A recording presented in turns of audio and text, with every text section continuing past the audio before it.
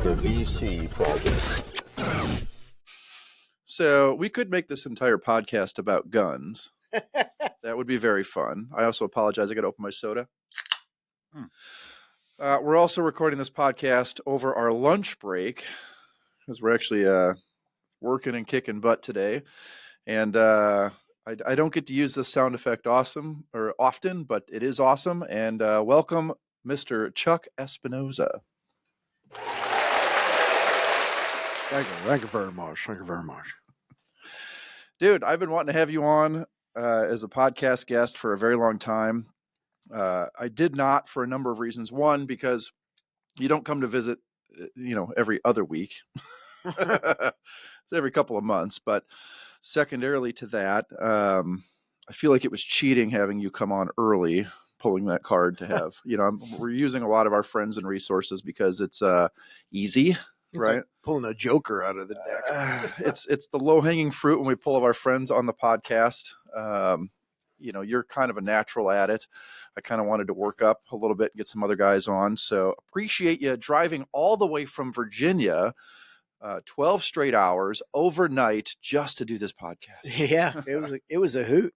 I like driving at night. There's no traffic, and I only hit one spot where there's like a tractor trailer decided to just block all the lanes of a toll road.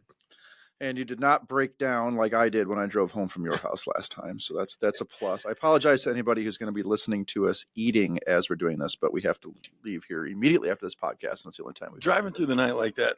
I've done it. There's times where it gets tough. Was there a point in that drive last night to where you were like, I need a 20-minute nap, I need an hour nap, or did you just truck on right through? Oh, no. So I time it out pretty good. I enjoy driving, and I drive most of the places I go. If it's within a 12 to 14 hours, I'll drive. I'll leave at like 5 or 6 at night, get there at 5, 6, 7 in the morning. But I do it enough now. It gets to a point where I know, hey, if I keep going, it's going to be dangerous. So, you start like kind of nodding off or weaving, or you start shaking your head doing that. Okay, I got to stop.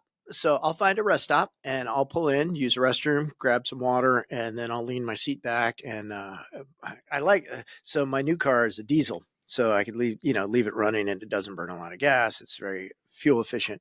So I leave it on, it was like 22 degrees last night when I stopped, and it was nice and toasty in my car. And take a 20-minute nap, 30-minute nap, set the phone for an alarm. And what time did you come walking into my house this morning? Well, 5:15. Yeah, I was still asleep. I thought I heard the door open. Reset. I've been there. I've done driving 2 through the night, and that 20-minute reset is all you need. Yeah. And it's just get up, and it's not enough to put you into like deep sleep, but just enough to get you over the edge of like I stopped at like 4, and okay, it's prudent to take 30 minutes and crash, and I allow that in my timeline. I always make sure that if I'm going to be driving and I'm going to be doing 12 hours like that, I'll put in nap time. I'll schedule nap time. This is officially. Now, I'm pretty lazy when it comes to this podcast. I do very little prep work. Pat does a little bit more than I do. Well, you got sandwiches. I have not done a single bit of prep for today. I can tell you that I could probably make this into a 4-hour podcast without even thinking about it. Which way are we going with this? Is this going to be education-based? Are we going to do the same type of stuff we're doing now? I don't really know. Where are we taking this? What do you want to take this? I know where I want to take it once we get warmed up. A couple of weeks ago, I already told the Mexico story. Oh, my. That was a different podcast. Didn't I told that story, right? I think so. Refresh my memory. Remember little Jerry? Oh, maybe not. No. When him and I went to a cockfight in Mexico. I know I told the Amsterdam story about you. Did you tell that on the podcast? I've heard the cockfight story outside of that, but no, maybe. I don't remember. I could tell it again later. I did tell the story, 2 weeks ago when we had Tim Albright on about that time that dude tried to like jump Jerry or whatever, and you got in the fight in Amsterdam. The hot cops with the handcuffs came in the little clown car. Man, that was a good one. I can already tell this is going to be an edited episode. No, I don't edit episodes. I don't know what it is. Like, most of the time, so when we were at ISC a few weeks ago, right, there was a lot of people getting rolled, like mugged, people got. I heard Barcelona is way worse than Amsterdam for that. It is. You're It talking is. about the attendees were actually Yeah. having Yeah, problems? people got like rolled, like somebody, come up to you, give me money, and they have like something. And so I was making a joke, like I'd never get mugged, right? I mean, that's just not a good idea. I'm not a big dude. You can defend yourself, but yeah, and if not, your daughter will. yeah. If not, my daughter will jump in, jujitsu those guys. When we were in Amsterdam, somebody tried to mug Marcus, Yeah, that was funny. and he busted him. Yeah. Yeah. You ever seen Marcus was holding them up and their feet were like dangling. So anyway, so we go to, I drove to Atlanta a couple weeks ago. We're doing one of the shows for Aurora and come out of my hotel room. And just as I was talking about, I never get mugged. Somebody tried to mug me. No way. But fantastic. it was like this homeless guy, and he was real small, right? He wasn't a big dude, and he was kind of disheveled, and he had like a shiv, but it was like a plastic spoon. And so he comes out and he's like, "Hey man, like I need your wallet." And I looked down, and the first thought was going through my mind is this guy serious? And I started to giggle, and he's like, "No man, I need your wallet." So he's holding the shiv out like that, and I went rack, and I wrapped him on the back of the hand with my knuckles, and he like dropped his old plastic KFC spork, right? And he was like, "Ow, ow," and I'm like, man, that's not gonna work out. Like that's just, I mean, I'm Did you leave it giggling. at that, or did you? Well, How to it middle a gets bit better. more? So, most of the time when I'm anywhere where I carry my firearm, I carry my firearm. I mean, I concealed permit. I'm trained. I train constantly, and I'm very, very judicious about, if I have to employ it. I know the laws. I do a lot of training. So I was like, buddy, that's not going to work out. And he's like, oh man, I'm just, I'm hungry.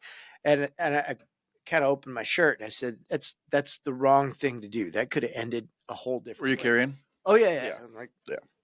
And he was like, he just started to kind of like tear up. And he's like, man, I'm just hungry. And I'm like, well, let's go get a sandwich.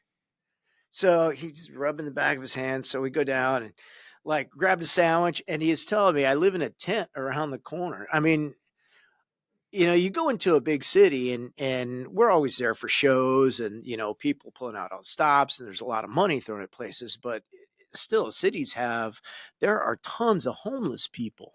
And with, I'm not going to get political or anything, but it's just a fact that more people are pouring into the country and they're giving people resources. And so some people that were getting some resources aren't. And he was telling me like the Y was letting him stay there, but now they limit him to like 30 days, stay there for free. And then they start charging him like $16 a day. And he didn't have $16. So we took him and he got him a sandwich and some soup and some coffee. We just sat down, chatted for a little while. And then, so I walked him back to his tent. He had a little tent. It was cold rain. I said, all right, man, I'm going to give you all the money in my wallet. I gave him I had $7 on me. I literally just had $7, 7 ones, right? Where was I? So, He ain't getting that Gucci wallet though. That's for sure. no. What a story! What a way to start the You want pod. to know where I get Yeah, my man. taste? You want to know where I get my taste and stuff? It's from him. All right, all right. So you So- got the Prada jacket? I don't think you got a Prada jacket. What? He's rolling some Gucci and some Louis every now and then. Oh, yeah. Sport a few. You got the rollie on today? No, I'm Apple Yeah. watching. Yeah, I didn't. Do Ever since I moved to the farm, I've been less Gucci and more Carhartt. Yeah, that's true too. I've, it's when you get up in the morning, grab a shower, and you put all your clothes on. Like, first thing I do is go up and grab a couple bales of hay to put in the horse. I come in. It still blows my mind because right before he bought the farm, he was pondering picking up the penthouse down in the towers downtown Peoria and move it here. He was debating actually doing that.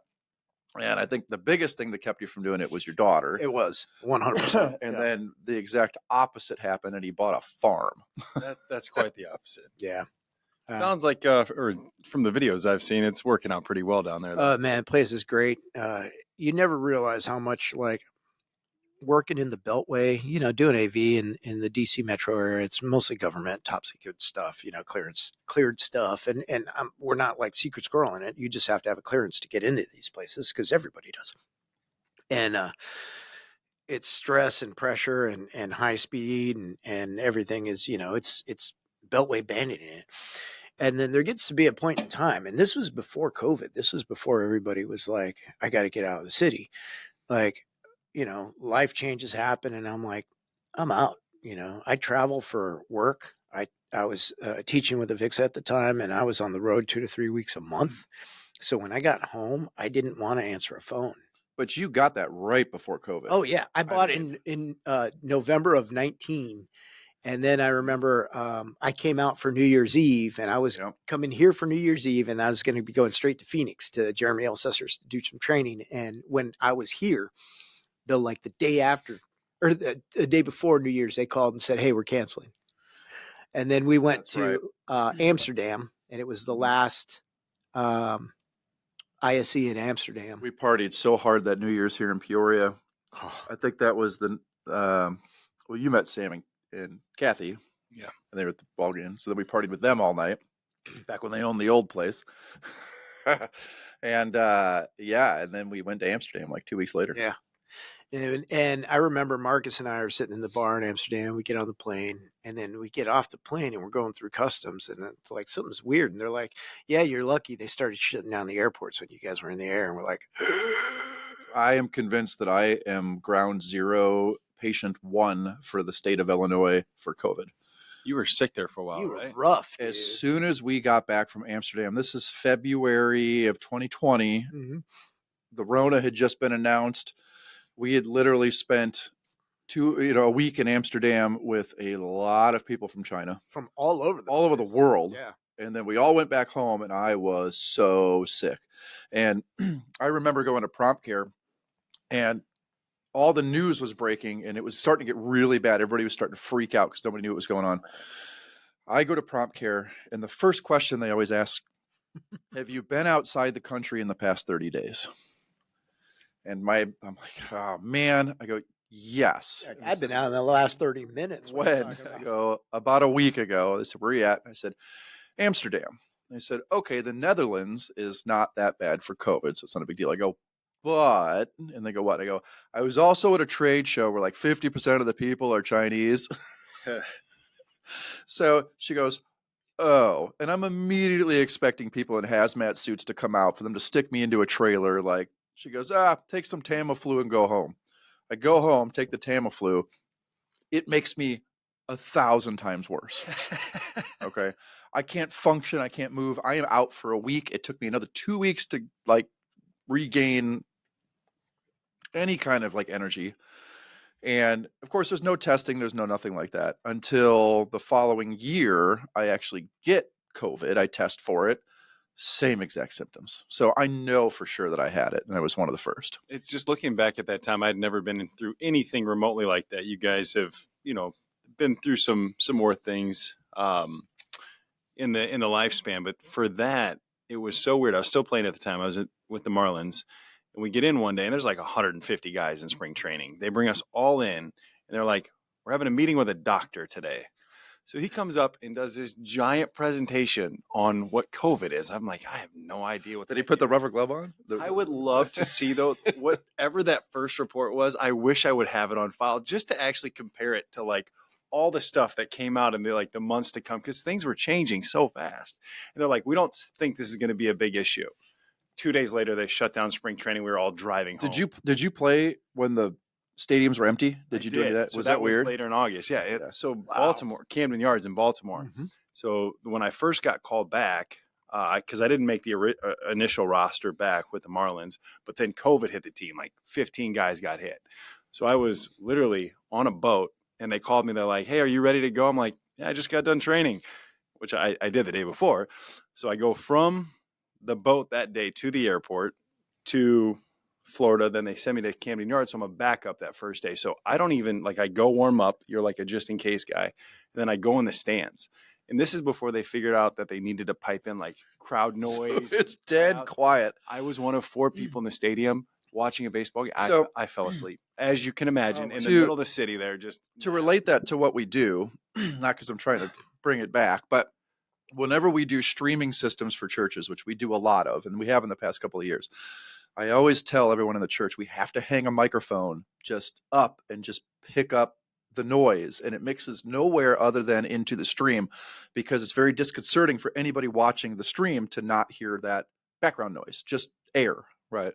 So people don't understand that. That's a whole other level on a national broadcast, right? Where you're not getting that. So, And so for that first week, there was nothing. And then the game was dead, low runs. Nobody had any type of energy. Then all of a sudden you start pumping in that crowd noise and music. did they pump that into the stadium itself? Oh yeah. Oh, see, I'm just talking about the that would be broadcast. awesome. Oh, you have to have like that real, because you Yeah. hear everything and you That don't makes realize sense. how much crap the Oh, other yeah. team talks until there's no other sound. You just hear everything they say, and there's a lot of crap that's talked that you don't typically hear. So we could literally bullshit for hours here. Yeah, we gotta. I'm sorry, that's my bad. So okay. So Chuck's got the farm. Give us. I'll tell you what. Let's take it a step further back. Let's not go into too much detail, but start us out. How you got into AV, what you were doing, kind of how you morphed out of the Marine Corps and what you were doing there, and into professional AV, and then working for a VIX.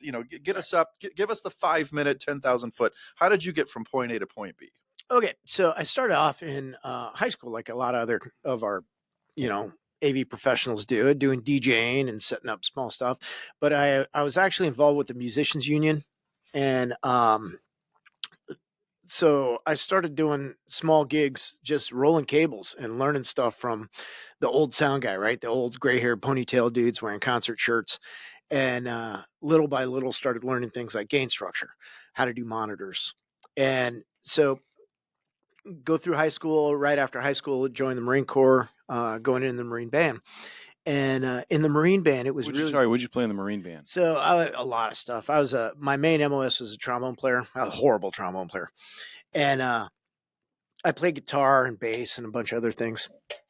So in the Marine band, in the field units, they don't have like a rock band and that's all you do. You play trombone and then you pick up a guitar and play guitar. So the unfortunate thing is they didn't have trained sound techs, trained sound engineers or anything. So like if you were a French horn player that didn't play guitar, they stuck you behind the soundboard. So the sounds was usually awful. I mean, imagine just getting a tech, right? Rando tech, and sticking them behind a soundboard and going, go for a professional ensemble. So I knew a little bit from being in the union, doing gigs, and when I went to school, we had a little bit of sound in our school bands and stuff, and so I was playing guitar and just feedback through the monitors was awful. The standard, like it sounded like just a bar gig, and so we took a break, and I'm like, I'm a Lance Corporal. I'm like, Sergeant, can I no respect or no disrespect intended. Can I fix that? And he was like, please do. Please, if you know how to do that, do that. So I went and did a line check and everything, got everything going. And then the band started playing and they're like, whoa, that sounds great. They're like, great, you're now the sound guy. So from How then old are you at this point? 18. Okay. So I was the sound guy from that point on. And I'd done gigs, when I was in high school, like paid gigs, worked on stages, just rolling cables, gaffing cables, doing cable monkey stuff, part of the union. And so I was the head sound guy now at 18 for the Marine band, for that band. And we had an officer that was really good with sound, but he was one of the conductors and stuff. So he kind of tutored me and mentored me and got me into different gear and things like that. And went on to advanced schooling in Norfolk, went out to Hawaii. I was the sound guy. Right when I got there, you're the sound guy. And that was a big rock band type of thing. So kept going. After I did my career in the Marine Corps, I got out and like I could do two things. I could shoot and teach shooting, and I can do sound and AV stuff. So I started doing my own company, sound stuff, and a couple of my buddies and I opened a sound company and just kept doing stuff. And I was married at the time, and my wife said, you need a real job. Like you work at nights in bars. That's not a job. And I'm like, Is this wife number one? no, this is number 3. Oh, okay. Wife number 1 was way before then. And no, the 3. Sorry, I had to call you out on that. 3 of 4. So she said, you need a real job. You need a 401k and insurance. And I'm like, well, I don't know what to do. And so my buddy said, hey, we should try this AV thing. Oh, it's just, we know how to solder. We solder all the time. We make cables. I mean, we know how to do construction. We're, We were the guys that people came to when the sound crew, because we're mechanically inclined and stuff. So when people's cars are broken, they would say, "Hey, can you help me fix my brakes or whatever?" Yeah, sure. So I just went out. I didn't know this was a job, an AV tech, like installing speakers and stuff. And I just built the systems and then took them down. I'd never left them. So it was kind of nice. It was only 8 hours a day. I didn't have to lug 80-pound speakers and like pack up at 3 o'clock in the morning and drive 500 miles to the next gig. And the pay is better. At that time, Nowadays it's better. well, I owned the company, so yeah, okay.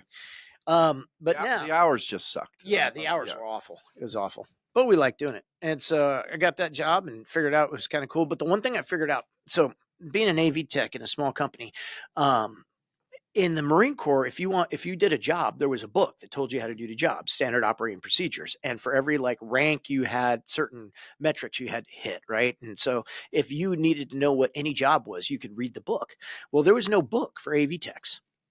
And that was one of the things that always got me. So if you had like a senior tech who is a joker and his or her DB9s are crap, then your DB9s are going to be crap. So I was like, man, there needs to be a thing. So my GM, Bob Thornton at the time, said, hey, you should look into Infocom, get your CTS. You know, they do a lot of stuff like that, you know, instructional manuals and schooling and stuff. So I got my CTS and kept going, went to another company. Well, I was at the other company. They said, hey, you're really good with teaching the guys. We want to send you to install school, get your CTSI. So I went and got my CTSI. Did pretty good on it. They asked me to come back and adjudicate. They said, you're in the area, CTSI, you know what you're doing. So I helped them start adjudicating. And while I was there, they said, hey, we're working on an instruction manual, like a how-to manual for techs. Do you want to help us do that? I was like, oh my God, this is a dream come true. This is the thing I wanted to do, is make the SOP. And that was the install handbook. And I worked on that with Bill Natras and Wes Warner and a bunch of guys and, you know, the Maltesers. And I didn't know it at the time, but like, I didn't know who Bill Natras was. I just saw his name all over the place. And I was like, yeah, Bill Natras guy is really involved. He gets his name all over the place. He does. He's very, you know, and he shares his knowledge and educates people, and, you know, somebody to look up to. And took a few of his classes, and Wes Warner, Travis Lisk, you know, the Maltesers, all guys that have. Was Travis teaching back then? Really? Yeah. Travis was adjudicating with us. Wow. And these are all guys who've been around the block. And here I am, like, I'm just an install tech, right? But I just wanted to be productive and help out the industry. So the book came out. It was really good, good publication. It helped out a lot of people. And that eventually evolved into like the CTSI exam guide. If you kind of look at the evolution of how things went, the exam guide took a lot of the content from that book. And figured out, I always tell techs I talk to, you know, when I hear, man, what can I do? I'm just a tech. Like, you can change the world. You can do whatever you want. Volunteer, get involved, learn stuff. When you learn stuff, pass that knowledge on. You know, they need the input. You know, the industry needs the input of the technician. We don't get it a lot. We get the input of sales and project management because those guys are salary and they can step away for a minute. Techs are billed hourly, so sending them to Infocom, it's a little expensive, right? So I had really good support system, and just kept doing that, and saw the need for certification. Like, I wanted to get involved with certification, teaching, item writing on the exam, and well, this is right about the time that they started to make it ANSI accredited. ANSI accredited, the certification. So we they said we need item writers. Well, I'd just been adjudicating this hands-on exam. And so one of the things, it was funny, I was actually against standardized tests for the CTSI. This CTSI is a hands-on test. You're making connectors, you're making cables, you're building a rack. How are you going to do that on a computer? And so I'll never forget, we had a big meeting. We're all yelling at each other. Half the table was like hands-on, half the table was like standardized. And then Melissa Taggart came in and she said, she asked me, do you interview people for a job? And I said, yeah, you know, I hire sound guys, I sound techs, I hire technicians. She said, okay, you're going to hire a sound tech. How do you know if they're a good tech or not? I'm like, well, I ask them questions, and, you know, I can't take everybody out and have a mix, but I can ask them a few questions. And I'm like what? So I asked her a question. She said, write that down. And I went, you got me. So then the challenge was, it's my job to figure out those questions that you can ask. And I don't know, did you hear I'll ask you 3 questions to figure out. So questions like that, what knowledge and skill based together questions are going to enable you to figure out if you could do this job or not. And so I was an item writer for many, many years, and served on the steering committee. And that's actually when I met Jeremy. We have a mutual friend, Mr. Lip. Jeff Lip. Mr. Jeff Lip, my one of the best instructors I ever had in college at Columbia College in the acoustics department. And I remember at the time, I was considering running for election to the CTS certification committee that oversees the entire CTS program. And Jeff says, you need to call up my buddy Chuck. I know him through Avixa. He is, I think you were currently the chair at the time. You were the current chair of the certification CTS committee. So I go, okay. So For reference, what year is this? 2010. Okay, so about 15 years ago. Yeah. Okay. Yeah. I was at NCC, so maybe 13. 13. Maybe, yeah. Okay. So yeah, because I was at Room Ready at the time. So that was 13. Yeah. Okay. So it's about 11, 12 years ago. Okay.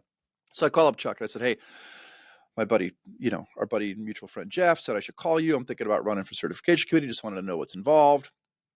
I think we were probably on the phone for maybe 3 hours. Yeah. And literally it morphed from just us talking about CTS to us just shooting the shit for like 2 hours. Right. Well, then I happened to be going to see my mother-in-law who lived in Baltimore, and like in 2 weeks, I'm like, I'll be out that way. So he drove up to Baltimore. This is on the first call.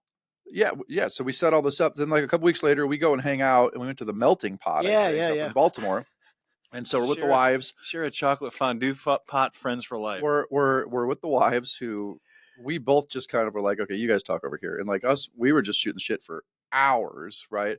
Literally been best friends ever since. So, I mean, it's just kind of how it's done. And then I got elected to the certification committee. I took over as chair, right? 2 people after Chuck. I think it was Rich and something like that, and me. I don't remember who was between there. Rich and then you, and then was it Luke? Luke came after us. So then that passion that you guys share, and then the availability and wanting to mentor. You talked about that earlier, just how important it is to have people to look up to. If you don't have that, your day-to-day is very boring and monotonous because you see somewhere where you could go and there's a path to get there, and somebody's already carved that, and it's huge to have. We joke around and laugh about this being a very small industry because it certainly is, and you're experiencing that big time. Right? And what's really interesting is, at the time I just started teaching at Infocom at the trade show. I was teaching CTS prep, and then they got so mad when I got elected to the certification committee because they don't let you teach it anymore once you're on the steering committee, because technically you start writing the exam questions. So there has to be a firewall between the instructors and the people who write the exam. The prep instructors. There's a very fine line there. Because we both kept teaching, and we were teaching design. We weren't teaching prep. Right. You can't teach a prep course per ANSI and then also be a person who writes the exam. So I couldn't do both. I would hate to be the other instructors when the choice you guys have is YouTube. Because that wasn't the case. I taught my first CTS class with Andre. Oh yeah. Who was a blast. It was great. And then I taught with Jay McCardle. We taught CTS, we taught an install class. And then I ended up teaching with Tom Kerr once. And that was an experience. And we all loved Tom. So him and I became good friends. And then 1 year, they stuck him and I together on CTS prep. That was it. And it was the best class. There were like 3 prep classes going on. Our class was having a riot. We had a pass rate. We had like 80 people, 60, 70, 80 people, I don't remember, in the class. The pass rate was well over 90%. Yeah. Wow. Every other prep class was 40% pass rate. Are they doing a lot of preparation before they take this class, or is the class? For sure. Well, so it's the hard part about this class is it's completely unleveled, right? Like you can come in just getting into the industry with like 2 weeks experience, or you can come in as a 30-year vet, and you kind of have to teach to each level, right? And the goal for a prep class is to pass the exam, but it's more than that, because the prep class that they have the essentials, which teaches you like the front part of the exam. If you look at the exam guide, chapter 1 through 12 is the essentials. And then chapter 13 through 24 is like CTS prep. Well, a prep class, usually you go over all the information you had before and just to make sure you're solid on it. This is actually an educational class. So we're doing part prep, part education. But the thing that I always remember about our first time teaching. We were in the middle. We had another class on each side with like air walls, and the other instructors kept saying, "You guys need to keep it down." Oh, we were Our so class was laughing and joking and having a good time, and like we were making noise and doing all kinds of stuff. And like everyone in class, you saw the day. It's high energy. I like to get people pumped up about. I had so much fun teaching it, and every time I teach with Chuck, I learn something myself or get a refresher of something myself. But then I remember the second year, the following year, they said, "Okay, you guys had such a successful class. We're going to double the class size, give you like 100, whatever it was, people, and we're going to put you two together." And it sold out in one day. Yeah. As soon as the announcement came out for the Infocom classes were available, our class sold out first day. And maybe they didn't double the size. It sold out, and then they had to add more seats. They had to add more just seats to get it. And then they gave us the larger of the classrooms. And then again, same thing, killed it. At the time, was it still either in Vegas or Orlando? Yeah, it always goes back and forth between the two. Where was it at that year? First year was Vegas. Second year was Orlando. Which one do you guys prefer? Which location? Oh, I don't care. Yeah, I don't care. Yeah, They all suck. To me, Vegas is the spot. Yeah, for after hours partying for sure.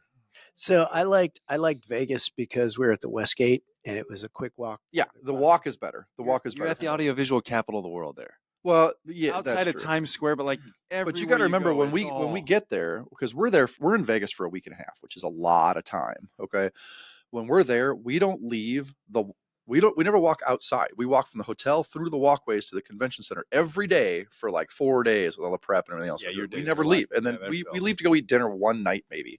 But that's the only experience we have getting out of there. So, I mean, Vegas is definitely cool. I love Vegas. But yeah, it's been great. And doing the instruction and us teaching together is I'd say bad news, but it actually works out really well and everybody loves it. So Chuck, you talked about working in DC in the government. Any type of jobs you can talk about that stand out in your mind over the years that you're either proud of or cool stories? Yeah, I mean, there's a bunch, and so people get a misconception about when you're working in DC and doing government work. Like, I'm not a secret squirrel of any kind, and it's funny because some people are like, "What'd you do in the Marine Corps?" I'm like, "I was in the band." And then, people are like, "Well, you also taught weapons and you did this and that." I'm like, "I was in the band." There's quite a bit of training though that still gets involved to be in that. Oh yeah. So when I say, I did government work in DC, we installed TVs in the Pentagon in the Mark Center. Like, I'm not a secret squirrel. I'm not like we had a clearance just because we had to get in the building and in places that you needed a clearance to get into. I put TVs up, man.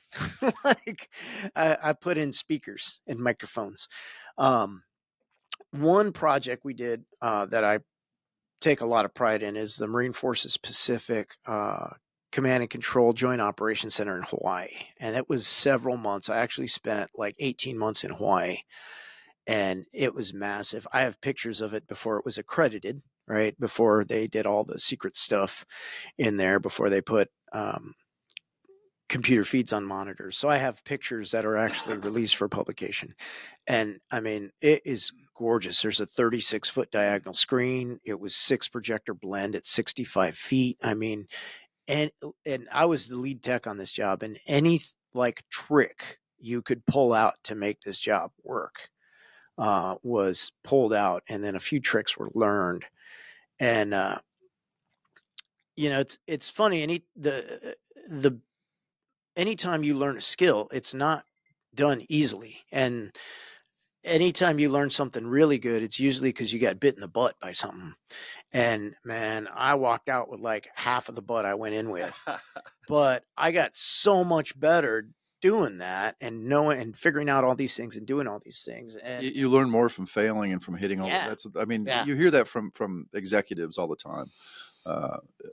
If you're successful, it's because you failed 50 times to be successful that one time. It's the same thing when you're doing this kind of work.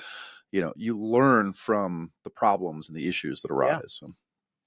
And any of the people that I've mentioned, then Wesley Warner, Travis, the Malteses, Bill Natchez, everybody's got pieces of butt laying around somewhere that they got chewed off or they lost because they learned those hard lessons.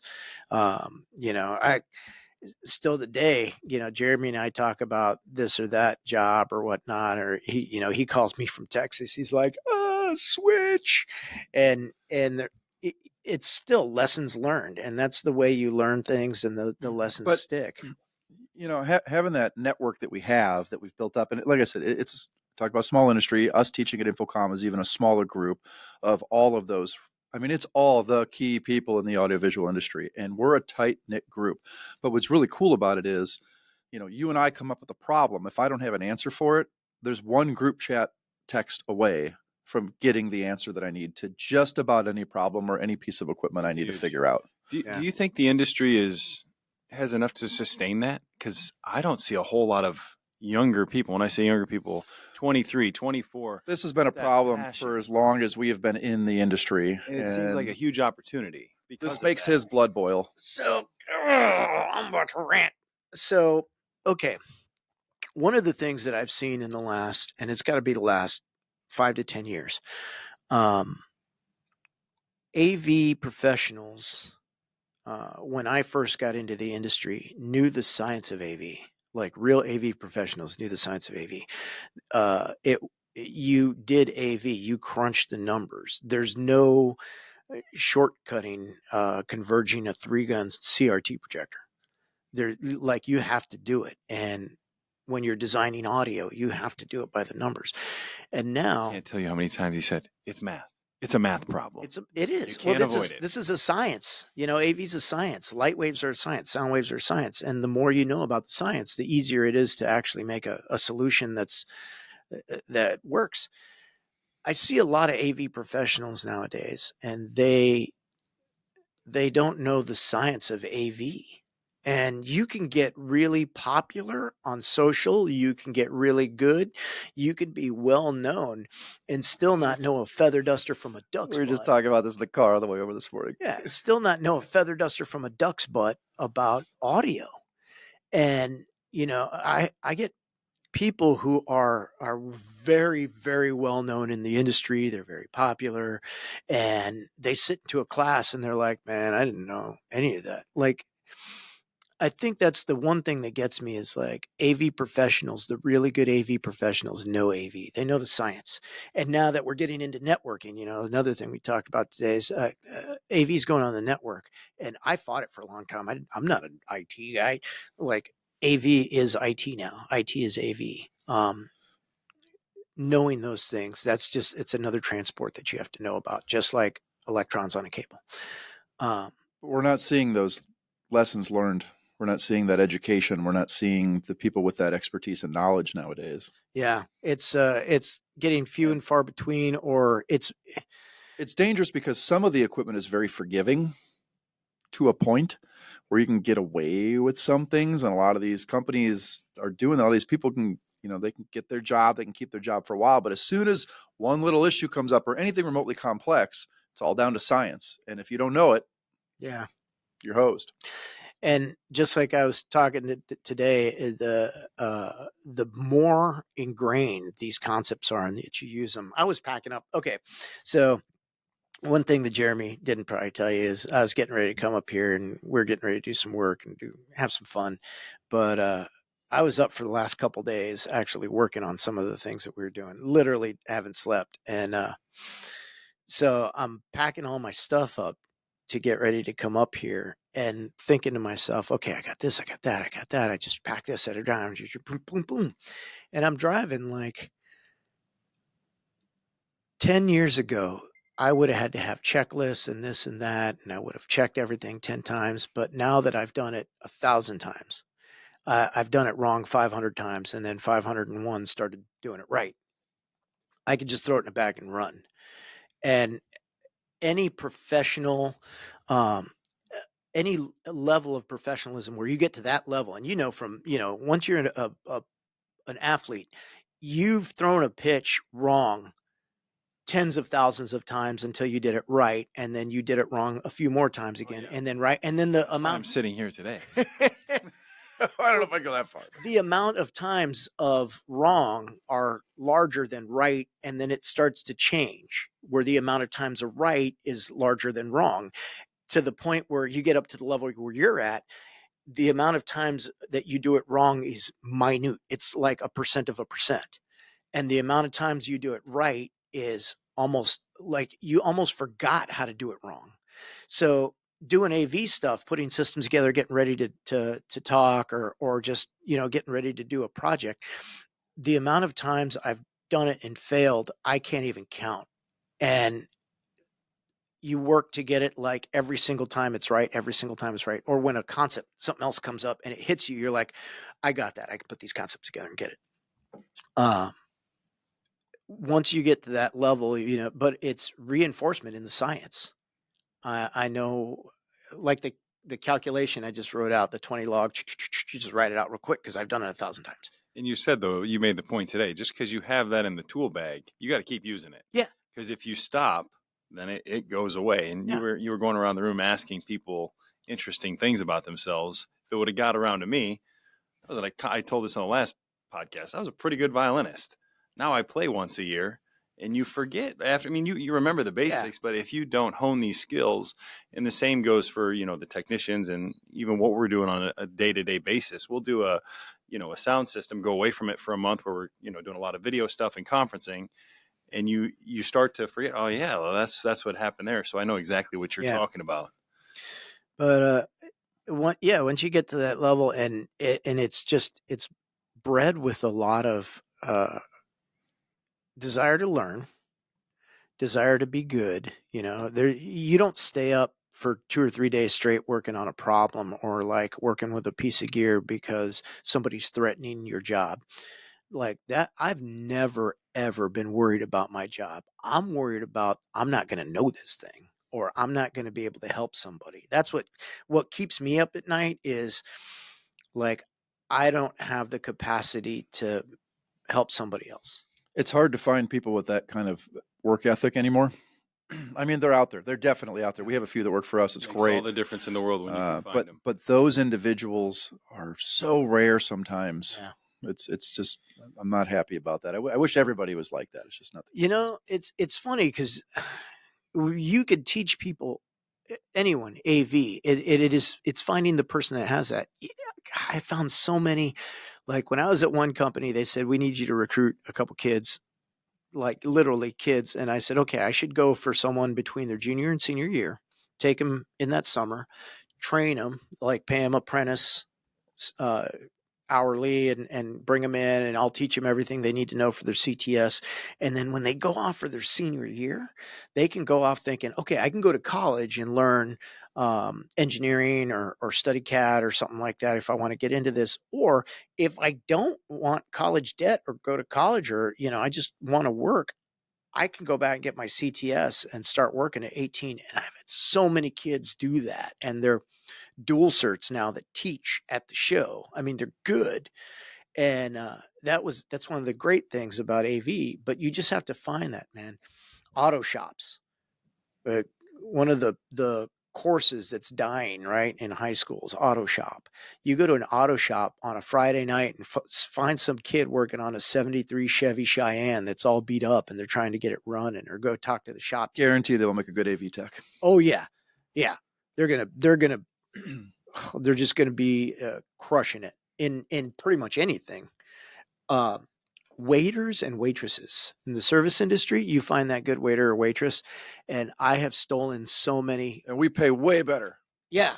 Well, okay. Do you want to work 9 to 5, have good health insurance, you have 401k, like, waiter or waitress, you're dependent on tips. And if you're good, you make a good bit. And if you're getting a waiter from like one of the higher end restaurants, chances are they're making a good bit. We had a tech that just came aboard that was he was working in a bike shop. He's in Mateo. He's in there today. Yeah. One of our greatest techs. Yeah, he's good. He has such an open mind. Yep. He wants to do right by the customer, and he works his tail off. So Chuck, passion for teaching, passion for education, passion for certification. It's all there. Got out of the corporate world, went to go work for Avixa themselves as a staff instructor, doing nothing but teaching and helping and writing and exams, and moved on from there. And now working for a company that solely revolves around everything that you fought and did not want to learn. That's networking. So Aurora Multimedia. Yeah, Aurora Multimedia. And I got to say, some people at Avixa aren't they were highly upset because I did fight networking. Well, okay. So we had a team. And now you're working at Aurora. Yeah, we had a team and everybody kind of had their specialty. And my specialty was not networking. We had a networking person. Yeah, you're the audio guy for sure. Well, okay. So I taught CTS, I taught CTSI, CTSD, I taught design, I taught installation. I was the only person that taught technology management, higher ed technology management. I was the only PMP on staff. So I taught the PMP courses. I did all of the CCUMC, all of the SCOMs and all that. I traveled internationally. So I taught every single class except networking. And they're like, when are you going to teach networking? I'm like, when are the other guys going to teach tech management? Like, that's not the question. So I kind of fought it because like I can do everything, but I want to spread the butter out on the bread. Right. So then when I was the last Mohican standing, it kind of came to pass of like, I got to teach networking. I didn't want to do it. So then I go to Aurora. Now I talked to Paul when I first got there, and Paul Harris has been quite possibly the best boss ever. I don't say that just as like, hey, he's going to hear this. Like, he's a phenomenal boss. I say this all the time because he lets me do my job. But in the very beginning, I said, I don't know networking. He said, okay, take some time to learn. And he gave me some time, and he said, sit in on some of the service calls, see what the problems are, take some time, take some classes, here's some gear, learn the gear. And again, being the person that I don't know this. But you weren't necessarily hired to be a networking guy. It was more education and client, client working with clients, things like that. It morphed into network troubleshooting and so to educate people on the box. Yes, you have to know. Network. That's why you had to learn it. Yeah, I kind of had to learn it.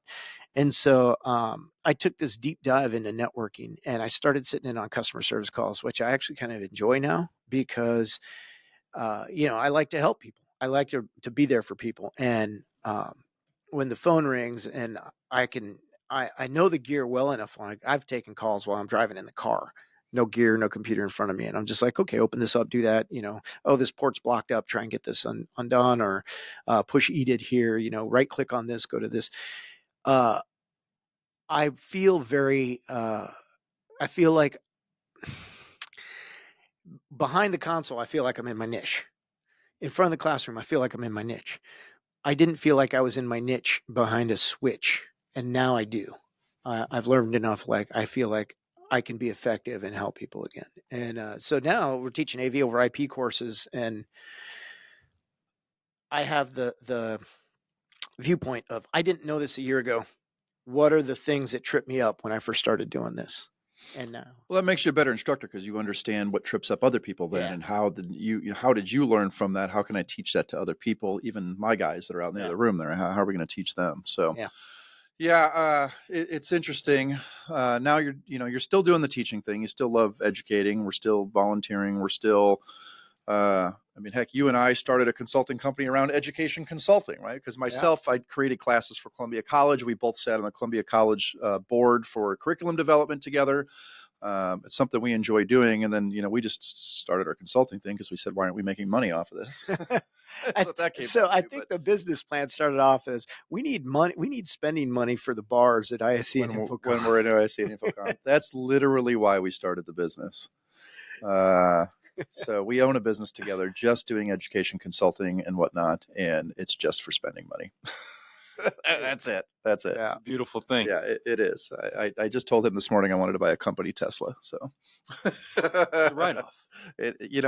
My accountant did not agree with that necessarily when I called him last week. You got to get over the weight limit. There's a weight limit. Well, it's got with those batteries, you're over the weight limit. Yeah, you're over the weight limit on that thing, and it's still 1,100 horsepower, 0 to 60 in 1.9 seconds. It's coming, baby. But he doesn't want me to buy an electric car, so I don't know. But yeah, so it's we're enjoying that. That's a lot of fun. We've got a couple of really high end good clients there. But yeah, it's you got quite the history, and man, I can't tell you how much. We have to have the wolf pack as it is. Our main group chat is myself, Chuck, Justin Watts from Apple, who and dogs. Luke Jordan down at EA in Dallas. Together, we put on the AV Roki party that'll happen at InfoComm every year. So anybody who's listening, you're welcome to come. Although if you don't get there early enough, get there early. There has been a wait list that's very long and wrapped around the block. door. I couldn't believe that.